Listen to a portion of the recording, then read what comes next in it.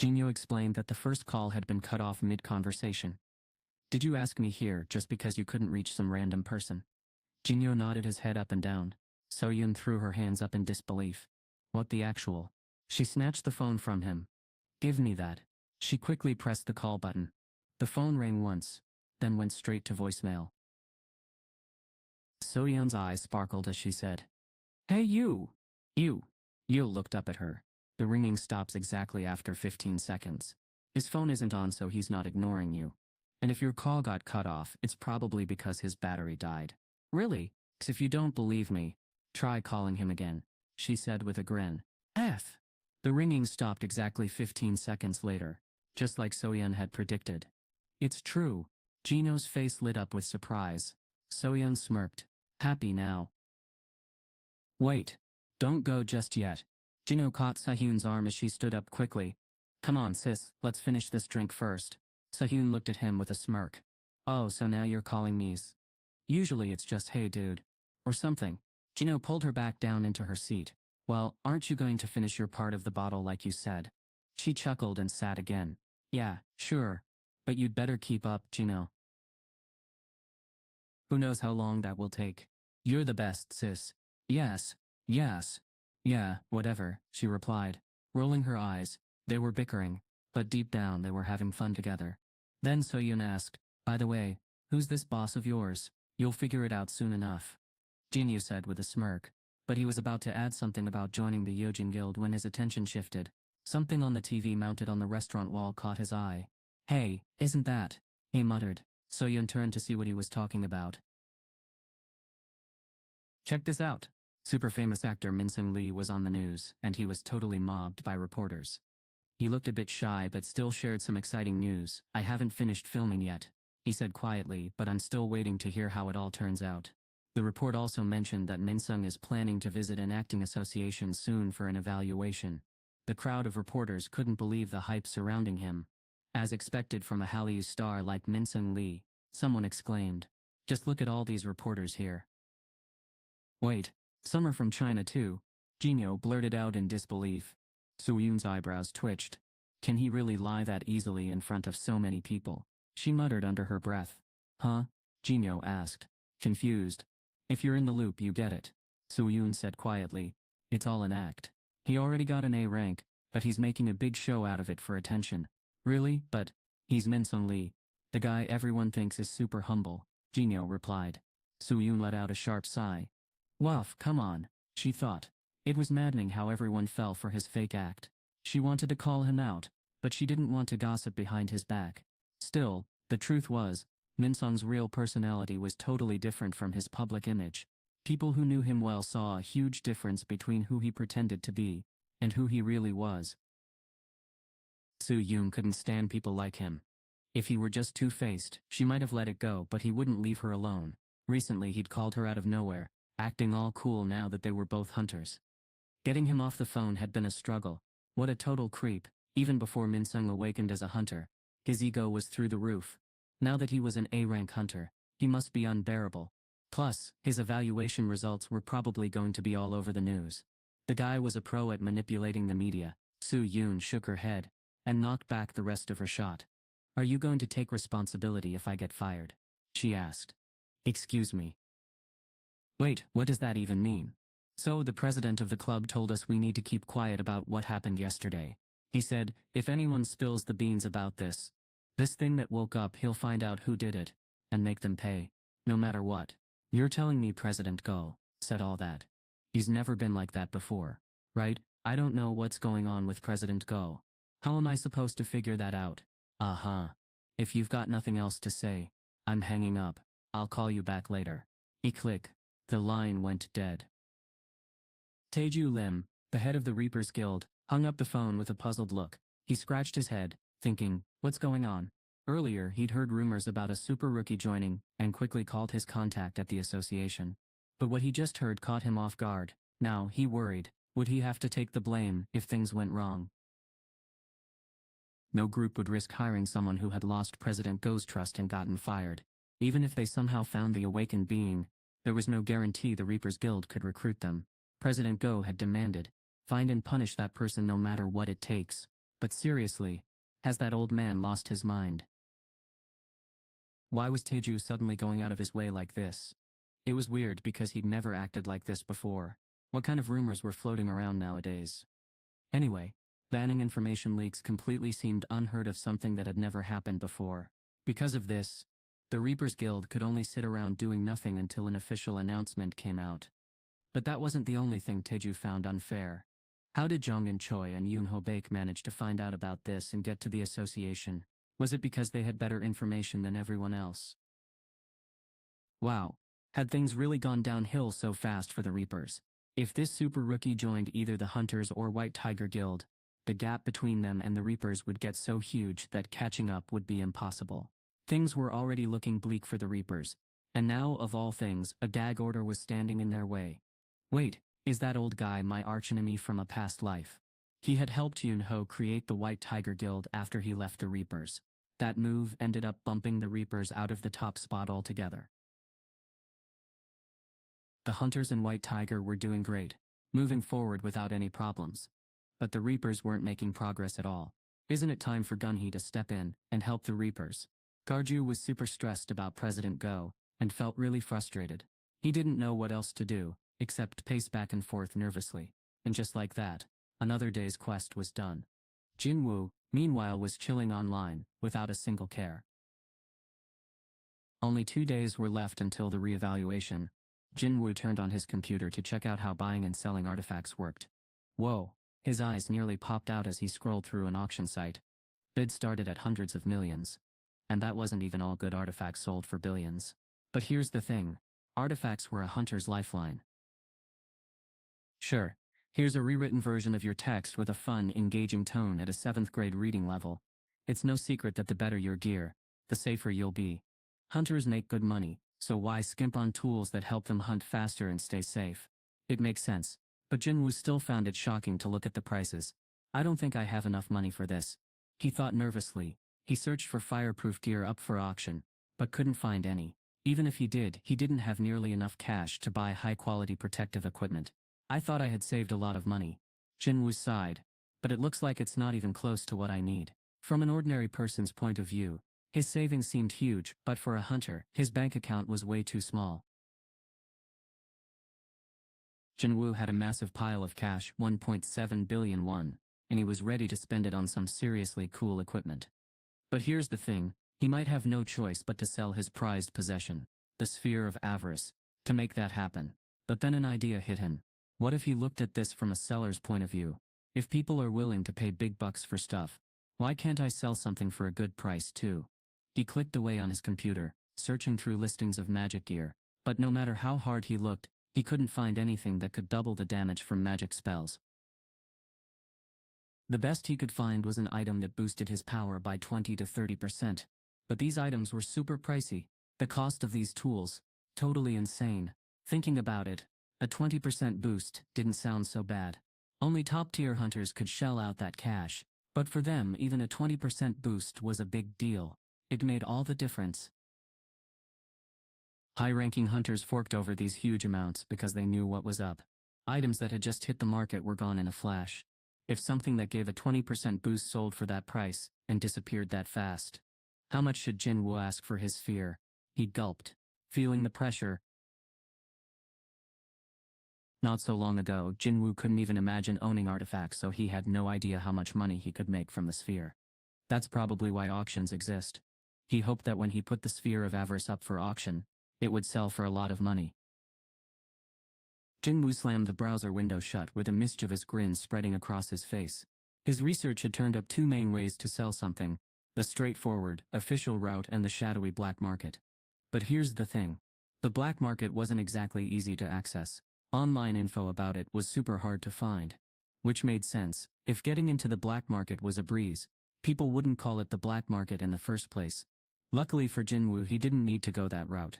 The Sphere of Avarice wasn't some shady item that required sneaking around. It was legit. And that meant selling it could be done out in the open. The easiest way to sell it is through the item exchange auction run by the authorities. Even though you lose some money to taxes and fees, it's super quick and requires no effort on his part. But here's the catch, I'd have to explain where this item came from. If an E-rank hunter walked in with something this amazing, something that shouldn't even exist, would they really accept it without asking any questions? The Korean Hunters Auction House was the top company where hunters bought and sold stuff. They didn't mess around. If something seemed off, they'd catch it. That's why getting a new S-rank license was so important. He'd gone through the tests again, and guess what? It worked out perfectly. President Go promised that Jin-Woo would get his new license in just 2 days. No problem. At first, Jin-Woo was worried that saying no to President Go's offer might cause some trouble. But it looked like President Go wasn't the kind of person to hold a grudge. Even when they said goodbye, President Go kept smiling at Jin-Woo. Jin-Woo was super good at picking up on vibes. After all, he'd spent 4 years as an E-rank hunter, always careful not to upset anyone. Along the way, he'd become an expert at reading people just by looking at their faces. When President Go smiled, Jin-Woo didn't see any fakeness there. It seemed legit.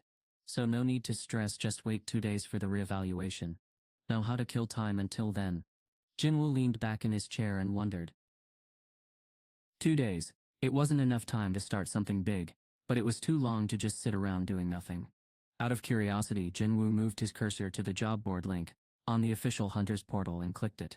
A bunch of postings popped up, mostly from private strike squads in his area, looking for new members. The reason was clear: they were gearing up for something big.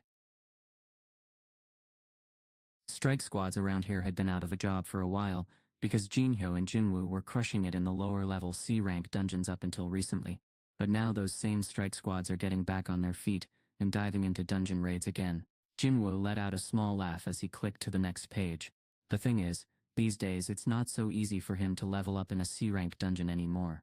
In fact, the last time he tried raiding one, it took him 2 whole days of non-stop runs just to gain a single level. Wow, he had leveled up so much, like 15 levels higher than before. If there was a visible experience bar, these jobs wouldn't have even made a tiny scratch. C-rank gates. Useless for him now. But here's the problem. There were 0 postings for hunters brave or crazy enough to tackle high-rank dungeons. Those were basically suicide missions for small teams. And guilds wouldn't dare post openings for something that dangerous on a site like this. Jin-Woo hesitated, wondering if he should try changing his search terms. He decided to filter the results to only show high-rank dungeons. Click. He didn't really expect to find anything, but it was worth a shot. And then, there it was. One listing popped up. Jin-Woo's eyes lit up in surprise. The foreman, wearing a hard hat, looked him up and down. "You said you're an E-rank?" he asked. "Yes," Jin-Woo replied. "Have you done this kind of job before?" "No, I haven't." "So, what class are you?" "I'm a brawler," the foreman nodded, seeming to approve. "That's good." He scanned Jin-Woo from head to toe. For an E-rank, he looked pretty strong. Jin-Woo kept his cool as he waited for the foreman's answer. Finally, the man burst into a hearty laugh and handed Jin-Woo his hunter license back. "Ahaha, there are plenty of people like you here, Jin-Woo," he said with a grin. "Welcome to the team. Don't be so nervous." The foreman was full of energy, even though he was way past 40 and his mustache fit his lively personality perfectly. "Just hang tight until everyone else gets here," he added. "Don't forget your gear before you head in," someone said. "Gear?" Jin-Woo replied, sounding confused. "You can pick one from the pile over there." Jin-Woo nodded and looked over at the stack of pickaxes. Just then, a middle-aged man with a towel around his neck hurried up to them. "Yoon-suk, our team is really short on people," he said. "How could you take the temp?" "Ah, the collection team is doing fine as it is," Yoon-suk replied. "Are you going to take the blame if we don't finish before the gate closes?" Jin-Woo asked, his voice tinged with urgency. The mustachioed man just chuckled and twirled around him, holding a towel. "Just wait here, Jin-Woo. I'll be back in a minute." "Why can't we talk here?" "Where are you even going?" Jin-Woo called after him. "Who knows? Just come on." The man waved dismissively as he walked away. Jin-Woo sighed and followed, the two continuing their banter like an old routine. He guessed the other guy must be from the collection team. High-rank dungeons were massive, so teams had to split tasks. Strike squads fought, excavation teams dug for gems, and collection teams gathered beast remains. Each team played its part. The excavation and collection teams entered the dungeon after most of the magic beasts had been defeated. leaving only the boss behind. Jin-Woo had joined the excavation crew. "This is all we've got," he exclaimed, eyeing the weapons. He reluctantly picked one up. It felt weak but buzzed with a hint of magic. The tools were charged with magical energy, and inside the dungeon, no modern gadgets worked. So they had to use old-fashioned tools like pickaxes, but these were special because they had magic added to them. Jin-Woo gripped his pickaxe tightly. Now he understood why the people on the excavation team were called miners. He turned around and stared at the gate in front of him. It was massive, way bigger than any C-rank gate he'd ever seen, just floating there in midair. This is an A-rank gate, Jin-Woo thought to himself. This was the whole reason he was here. He had always wanted to see a high-rank dungeon with his own eyes. Even though all the magic beasts except the boss had already been cleared out, Jin-Woo still wanted to explore the inside of the dungeon for himself. One day I'll have to raid these dungeons too. He told himself. Knowledge was power, but there were limits to what you could learn from books or the internet. Some things you just had to see and experience for yourself. The trainees from the White Tiger Guild missed something super important, and it almost cost them big time. Luckily, Jin-Woo was there, or else things could have been way worse. Knowing about something is one thing, but actually going through it is totally different. Jin-Woo joined the excavation team so he could see an A-rank dungeon up close and learn from it while he could. Jin-Woo had second thoughts when he first saw the rusty pickaxes, but as soon as he spotted that creepy gate, he knew this was going to be worth it. "I'm glad I came here," he thought. It turned out to be a great opportunity, since he had some time to spare before his reevaluation.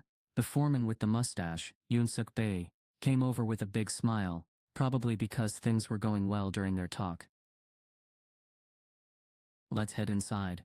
Everyone's ready." Jin-Woo gripped his pickets tightly, grinning from ear to ear. Suddenly there was a knock at the door. "I've got the file you wanted," a voice said. "Come on in," another voice replied. Jin-Chul stepped into the office of the association president, who greeted him with a warm smile. The president opened the file and froze there. Staring back at him was Jin-Woo's face. Jin-Woo looked way younger in his ID photo, but President Go could still tell who it was. The president's expression turned serious as he flipped through Jin-Woo's history as a hunter. 4 years as a hunter.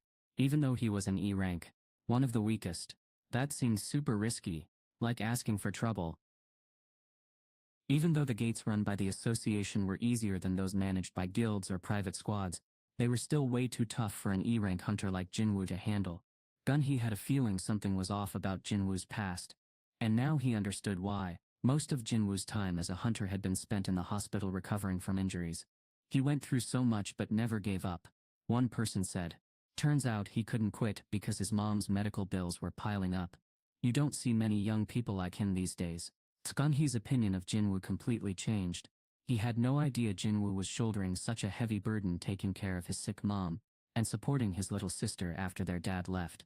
Gun-hee had been curious about Jin-Woo because of his second awakening, but he wasn't expecting to find S-Gun digging into his records. It all made Jin-Woo seem even more impressive. The president thought Jin-Woo was an amazing guy, but after reading his file he realized Jin-Woo was even more awesome than he had imagined. Jin-Woo was too talented to join a regular guild. The president wanted him for the association instead. The more he read, the more it bugged him that he hadn't recruited Jin-Woo sooner. He smacked his lips as he flipped to the last page, then closed the folder with a big smile on his face. "Good work," President Go said with a nod. "Thank you, sir," Jin-Chul replied. Taking the file back, he turned to leave, but then hesitated. Sir." President Go looked up, curious. "Yes." Jin-Chul fumbled with his words. The president raised an eyebrow. Clearly, something was on Jin-Chul's mind. Rumors said Jin-Chul was so tough. He wouldn't even bleed if stabbed. But right now he just looked like a guy struggling with something. Whatever it wasn't coming out easily. President Go looked right at him. "Something on your mind?" Jin-Chul hesitated for a moment before speaking up. "I got some news right before coming here." "What is it?" President Go asked curiously. Jin-Chul took a deep breath. Hunter Jin-Woo's son joined a raid team. President Go's eyes widened in surprise. "Already? Which team?" "The Hunter's raid team," Jin-Chul replied with a grin. "Wow, that's quick." And he chose the Hunters just one day to make up his mind. The president's expression turned serious. The president's words from yesterday meant nothing. Was he going back on them because of the huge signing bonus? That would have been deflating for Gun-hee. especially since he'd been so excited to finally meet a true hunter. But from what gun he knew of Jin-Woo, both from his file and how he'd acted yesterday, he didn't seem like someone who would easily break his promises. There had to be more to it than that. President Go leaned back in his chair, a thoughtful look on his face. If Jin-Woo wants to battle powerful magic beasts, he said slowly, then joining the hunters would be his best bet. But before President Go could dive deeper into this idea, Jinchul spoke up. I don't think that's the reason, Jinchul said firmly. President Go's eyes snapped toward him. What are you talking about? Do you know something? I don't.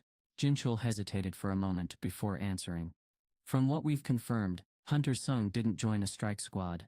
He's part of an excavation team. The room fell silent. Then in an instant President Go was on his feet, his chair scraping loudly against the floor as he jumped up. Wait, an S-rank hunter wants to be a miner. Jinchul was just as shocked. He double-checked his info, but the truth stayed the same, so he wasn't sure if he should share this news. What is Jin-Woo thinking? Jinchul wiped away in nervous sweat. That's how it looks, sir, he said. President Go leaned back in his chair and burst into laughter. Jin-Woo was definitely an unexpected guy. He put on the uniform and hard hat handed to him and followed Yoon-suk, the foreman. Around 20 other hunters in identical hard hats were by the gate. Everyone turned as the foreman introduced Jin-Woo. Here's Jin-Woo Sung, he said. He'll be helping us today. Jin-Woo gave a quick wave and checked out the group's vibe. They didn't seem too interested, which made sense. After all, Jin-Woo was just there for the day, while the other hunters had official jobs with the guild. Yoon-suk looked around at the group and said, Come on, everyone. He's still our coworker. His voice was cheerful but a bit forced. Sung, the new guy, gave a nervous chuckle, and then nodded toward a tough-looking man at the back of the group. Sung, stick with Mok over there. Yoon-suk continued, ask him anything you're not sure about. He doesn't talk much, but he's been doing this longer than anyone. Sung nodded and walked over to Mok without saying a word. When their eyes met, Mok barely smiled and quietly said, I'm Mok. Jin-suk Mok. Jin-suk Mok. I'm Jin-Woo Sung. First with that. The introductions were over. Jin-suk's eyes darted toward the foreman, his expression serious. What nice people, Jin-suk muttered under his breath, though he didn't sound like he meant it. Jin-Woo followed his gaze. In the distance, the foreman was deep in conversation with someone who looked like another guild member. Their voices were low, but if you listen closely, you could pick up a few words. The raid party still isn't over. The foreman growled, his tone sharp. What's going on here? Jin-Woo tilted his head, intrigued. Whatever they were discussing, it didn't sound good. And from the look on Jin-suk's face, he was thinking the same thing. Something was definitely off. I was told they were almost done a while ago, I said, checking the time again. How long has it been now? They're really close to finishing up. Someone replied. Just hang in there a bit longer for everyone's safety. This is the third time I've heard that today. Come on. Just be patient a little longer, they urged. You know how frustrating it would be if you're working hard and something unexpected pops up just because things weren't cleaned up properly. Right. A young man who looked like Yoon-suk's son flashed him a mischievous grin. Yoon-suk couldn't help but laugh at his playful antics. All right. Fine, he agreed. The younger guy responded with an excited,